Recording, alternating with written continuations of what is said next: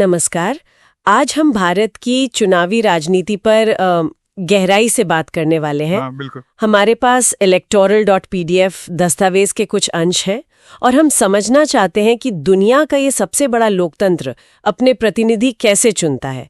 मतलब पूरी प्रक्रिया क्या है, इसमें क्या अच्छा है, क्या चुनौतियां हैं। सही कहा। देखिए, इतने बड़े देश में सबका सीधे शासन करना तो मुमकिन है नहीं। हाँ, वो तो है। तो प्रतिनिधि चुनने पड़ते हैं और उसके लिए चुनावी रास्ता है। तो चलिए ऐसी व्यवस्था को थोड़ा खोलकर समझते हैं। ठीक है, तो सबसे पहले यही समझते हैं कि चुनाव क्यों, मतलब इनकी जरूरत क्या है। देखिए, चुनाव सिर्फ सरकार बनाने के लिए नहीं है। ये लोगों को मौका देते हैं कि वो अपनी पसंद की सरकार चुने, अपनी पसंद की नीतियां चुने। और इससे भी बढ़कर ये चुने हुए लोगों को जवाबदेह बनाते हैं जनता के प्रति। अच्छा, जवाबदेही। हाँ, जैसे वो हरियाणा वाला किस्सा है ना 1987 का, चौधरी देवीलाल और लोकदल। हाँ, सुना है। कर्ज माफी का वादा था शायद। बिल्कुल, किसानों के कर्ज माफी का वादा किया, जीत गए, पर फिर 1991 में हार भी गए। अच्छा, तो ये दिखाता है कि चुनाव कैसे बदलाव ला सकते हैं, कैसे जनता की मर्जी चलती है। सही बात है। ये जवाबदेही वाला पॉइंट तो बहुत अहम है। लेकिन किसी चुनाव को हम लोकतांत्रिक कब कह सकते हैं? मतलब क्या शर्तें इसकी? हाँ, कुछ बुनियादी बातें हैं। पहली तो सबको वोट का अधिकार, मतलब 18 साल से ऊपर हर नागरिक बिना किसी भेदभाव के, और हर वोट की कीमत बराबर। एक व्यक्ति, एक वोट, एक मूल्य। बिल्कुल। दूसरी बात, लोगों के पास चुनने के लिए असली विकल्प होने चाहिए। अच्छा। अलग अलग पार्टियां, उम्मीदवार। तीसरी, चुनाव एक नियमित अंतराल पर होते रहें। ऐसा नहीं कि एक बार चुन लिया तो बस हमेशा के लिए। ठीक है। चौथी, जिसे लोग चुने सरकार उसी की बननी चाहिए। और पांचवी, जो शायद सबसे जरूरी है, पूरी प्रक्रिया स्वतंत्र और निष्पक्ष हो, मतलब कोई धांधली ना हो। ठीक है। चलिए अब जरा भारत के सिस्टम पर आते हैं। यहाँ ये निर्वाचन क्षेत्र, मतलब कॉन्स्टिट्यूएंसीज का क्या सिस्टम है? हाँ, तो पूरे देश को लोकसभा के लिए जैसे अभी 543 सीटों में बांटा गया है। 543, हाँ। और ऐसे ही राज्यों को विधानसभा क्षेत्रों में हर क्षेत्र से एक प्रतिनिधि चुना जाता है, एमपी या एमएलए। और ये क्षेत्र मतलब आबादी के हिसाब से बनते हैं? हाँ, कोशिश ये रहती है कि हर निर्वाचन क्षेत्र में वोटरों की संख्या लगभग बराबर हो, ताकि प्रतिनिधित्व में बराबरी रहे। और इसमें वो आरक्षण वाला पहलू भी है ना, आरक्षित सीटें? हाँ, बिल्कुल। ये भारतीय लोकतंत्र की एक बहुत अहम खासियत है। अनुसूचित जाति मतलब एससी के लिए लोकसभा में 84 सीटें हैं। 84? और अनुसूचित जनजाति एसटी के लिए 47 सीट्स रिजर्व्ड हैं। अच्छा। इसका मकसद यही है कि जो समुदाय ऐतिहासिक रूप से पीछे रहे गए हैं, उनकी आवाज भी संसद तक पहुंचे। और अब तो स्थानीय निकायों में ओबीसी और महिलाओं के लिए भी आरक्षण है। वो नारी शक्ति वंदन अधिनियम की भी बात चल रही थी। जी बिल्कुल, उसमें महिलाओं के लिए 1/3 आरक्षण का प्रावधान है संसद और विधानसभाओं में। अभी लागू होना बाकी है, पर वो एक बड़ा कदम है। ठीक है। अब चुनाव से पहले वोटर लिस्ट बनती है? हाँ, मतदाता सूची या इलेक्टोरल रोल कहते हैं। ये कैसे तैयार होती है? चुनाव आयोग इसे तैयार करवाता है और इसे लगातार अपडेट किया जाता है।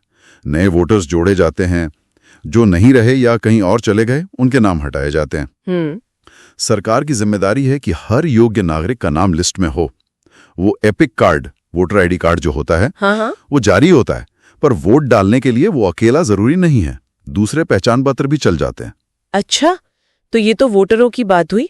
चुनाव लड़ कौन सकता है? उम्मीदवार कैसे बनते हैं? कोई भी भारतीय नागरिक जो खुद वोटर है और कम से कम 25 साल का है। 25 साल? ठीक है। हाँ, वो चुनाव लड़ सकता है। अब सुप्रीम कोर्ट के निर्देश के बाद उम्मीदवारों को कुछ जानकारी देनी पड़ती है। क्या जानकारी? अपनी संपत्ति का ब्यौरा, अगर कोई क्रिमिनल केस चल रहा है तो उसकी जानकारी, और अपनी पढ़ाई लिखाई मतलब शैक्षिक योग्यता। अच्छा, पढ़ाई लिखाई बतानी पड़ती है, पर कोई मिनिमम क्वालिफिकेशन जरूरी नहीं है? नहीं, कोई न्यूनतम शैक्षिक योग्यता तय नहीं की गई है। इसके पीछे सोच यही है कि ये फैसला जनता करे कि उनका प्रतिनिधि कौन हो, डिग्री देखकर नहीं। दिलचस्प है। फिर आता है चुनाव प्रचार। हाँ, वो तो सबसे ज्यादा शोर शराबे वाला टाइम होता है। बिल्कुल। वैसे तो ऑफिशियल टाइम 2 हफ्ते का होता है, पर पार्टियां तो महीनों पहले लग जाती हैं। हाँ, वो तो है। नारे वगैरह। हाँ बिल्कुल, जैसे पुराने नारे थे, गरीबी हटाओ या लोकतंत्र बचाओ।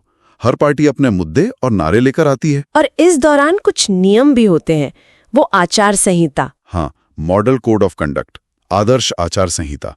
चुनाव आयोग इसे लागू करता है। क्या होता है इसमें?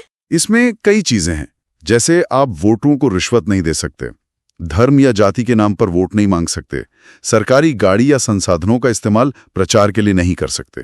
मतलब सबको एक लेवल प्लेइंग फील्ड देने की कोशिश है। ठीक है। और फिर आखिर में वोटिंग और काउंटिंग, ईवीएम आजकल इस्तेमाल होती हैं। जी हाँ, पोलिंग बूथ पर वोट डाले जाते हैं।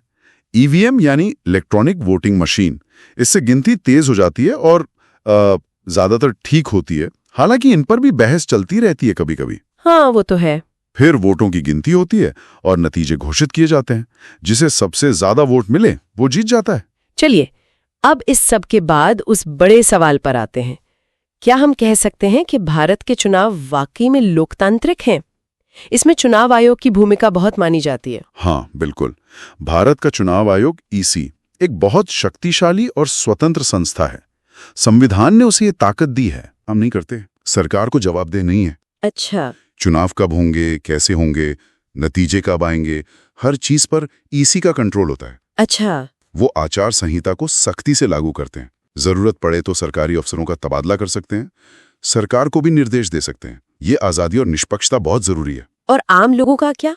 क्या लोग वोट डालते हैं? उन्हें लगता है कि उनके वोट से कुछ होगा? ये एक बहुत अच्छी बात है भारत में। कई पश्चिमी देशों में वोटिंग गिरी है, पर भारत में वोटिंग परसेंट या तो स्थिर रहा है या बढ़ा है। अच्छा। और एक और दिलचस्प बात, यहाँ गरीब, कम पढ़े लिखे और जो वंचित तबके हैं वो अमीर और पढ़े लिखे लोगों से ज्यादा वोट डालते हैं। अरे, ये तो अमेरिका जैसे देशों से बिल्कुल उल्टा है। हाँ, ये दिखाता है कि आम लोगों को चुनाव पर और अपने वोट की ताकत पर भरोसा है। और नतीजे, जब कोई हारता है तो क्या वो मान लेता है? हाँ, ज्यादातर। और ये भारतीय लोकतंत्र की परिपक्वता है। आप देखिए, सरकारें बदलती रहती हैं, केंद्र में भी, राज्यों में भी। हाँ, ये तो होता है। आंकड़े देखें तो करीब आधे मौजूदा एमपी एमएलए अपना अगला चुनाव हार जाते हैं और हारने वाली पार्टी आमतौर पर जनादेश को स्वीकार कर लेती है। तो ये तो मजबूत पक्ष हुआ है, पर चुनौतियां भी तो होंगी। पैसा, क्रिमिनल बैकग्राउंड वाले उम्मीदवार। बिल्कुल हैं, और वो गंभीर चुनौतियां हैं। पहली, पैसे का जोर। चुनाव बहुत महंगे हो गए हैं और जिसके पास ज्यादा पैसा है उसे एक बढ़त मिल जाती है। हाँ, ये तो सुनते हैं। दूसरी चुनौती है राजनीति का अपराधीकरण। मतलब जिन पर क्रिमिनल केस हैं वो भी चुनाव लड़ते हैं और जीत भी जाते हैं। ये चिंता की बात है। और वो वंशवाद की बात भी होती है। हाँ, तीसरी चुनौती आप उसे कह सकते हैं, कुछ परिवारों का पार्टियों पर दबदबा दिखता है। चौथी, कभी कभी लोगों को लगता है कि बड़ी पार्टियों की नीतियों में बहुत ज्यादा फर्क नहीं है, विकल्प सीमित लगते हैं। और पांचवी, छोटे दलों और निर्दलीय उम्मीदवारों के लिए बड़ी पार्टियों के मुकाबले टिकना बहुत मुश्किल होता है। उनके पास संसाधन कम होते हैं। पर ये चुनौतियां तो शायद कई और लोकतंत्रों में भी हैं। हाँ, ये बात सही है। ये सिर्फ भारत की ही समस्याएं नहीं है, कई पुराने लोकतंत्र भी इनसे जूझ रहे हैं। पर हमें अपने यहाँ इन्हें देखना और हल करने की कोशिश करनी होगी। तो अगर हम सार निकालें इन स्रोतों के आधार पर, तो क्या कहेंगे? देखिए, सार यही है कि हाँ, चुनौतियां हैं और गंभीर हैं, लेकिन इन सब के बावजूद भारत में चुनाव की जो पूरी व्यवस्था है वो बुनियादी तौर पर स्वतंत्र है, निष्पक्ष है और इसमें लोगों की भागीदारी बहुत ज्यादा है। एक मजबूत चुनाव आयोग है, लोगों का सिस्टम पर भरोसा है और नतीजों को आमतौर पर स्वीकार किया जाता है। तो कहा जा सकता है कि चुनावी नतीजे काफी हद तक जनता की राय को दिखाते हैं। ठीक है, तो आखिर में श्रोताओं के लिए एक सवाल छोड़ जाते हैं सोचने के लिए। हाँ, बिल्कुल।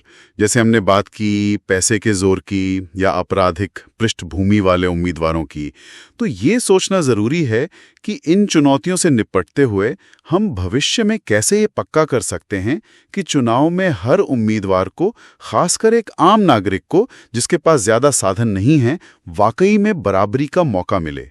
एक लेवल प्लेइंग फील्ड कैसे बने? ये एक अहम सवाल है। इस पर लगातार सोचने और बात करने की जरूरत है।